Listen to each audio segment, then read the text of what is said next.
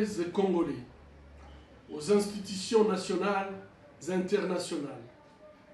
Depuis quelques jours circulent sur les réseaux sociaux des messages appelant à la création d'une soi-disant République du Kivu, un projet bien sûr dénué de sens et qui ne rencontre ni les intérêts ni les aspirations de notre population.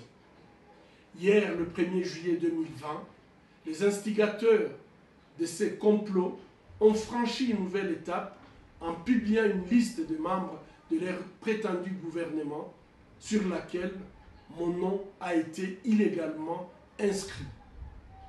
Je tiens tout d'abord à exprimer ma désapprobation face à ces agissements qui relèvent de l'usage du faux et de la diffamation passible de poursuites judiciaires.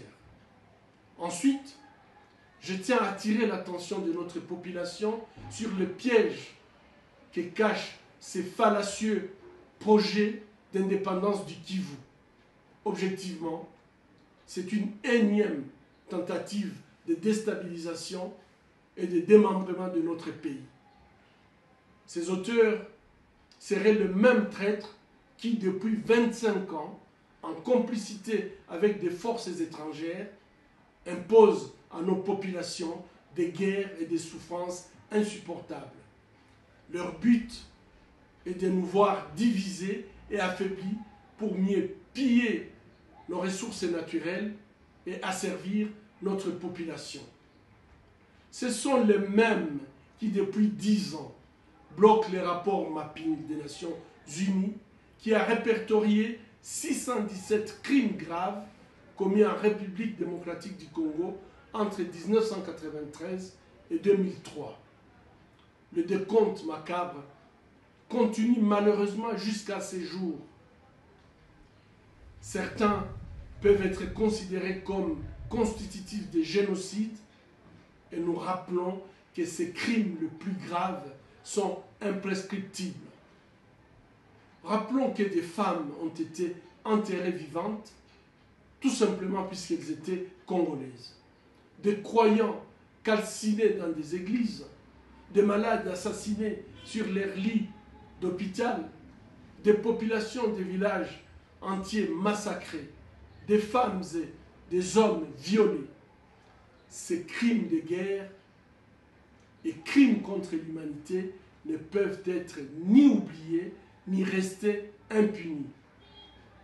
Depuis 20 ans, le gouvernement de notre pays, l'Union africaine et la communauté internationale ferment les yeux sur ces crimes dont la liste des auteurs présumés a été même expurgée du rapport mapping à la demande et sous la pression de certains États impliqués dans les guerres qui continuent d'endeuiller notre pays. Chers compatriotes, tant que l'impunité perdurera, les criminels continueront à déstabiliser la République démocratique du Congo. J'appelle notre population à la vigilance et au patriotisme. Condamnons tous ensemble et avec énergie ces projets de sécession et de balkanisation de notre pays. Ne soyons pas naïfs. Ce qui nous tue et nous humilie depuis 25 ans ne travailleront jamais pour notre intérêt.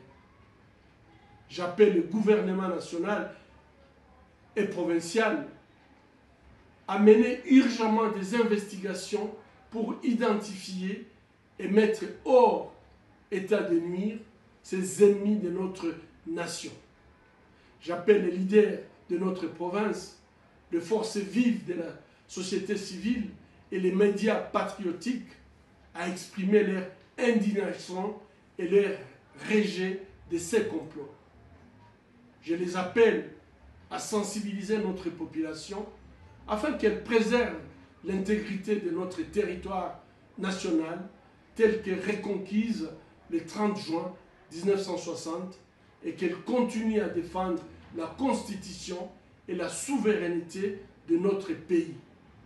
J'appelle les États amis de la République démocratique du Congo l'Union africaine et la communauté internationale dans son ensemble a condamné ces mouvements dont le but inavoué est de déstabiliser davantage la région du Kivu, meurtrie par des guerres à répétition. J'appelle la justice congolaise et la justice internationale enfin d'œuvrer à l'établissement d'un tribunal pénal international pour le Congo et ou des chambres spécialisées mixtes pour poursuivre et condamner les auteurs des crimes commis au Congo depuis au moins 30 ans jusqu'à ces jours. Chers compatriotes, comme hier, aujourd'hui et demain, je défendrai la République démocratique du Congo dans ses frontières acquises en 1885. Je resterai attaché à l'unité nationale, au développement, à la justice et à la paix. Que vive notre nation. Je vous remercie.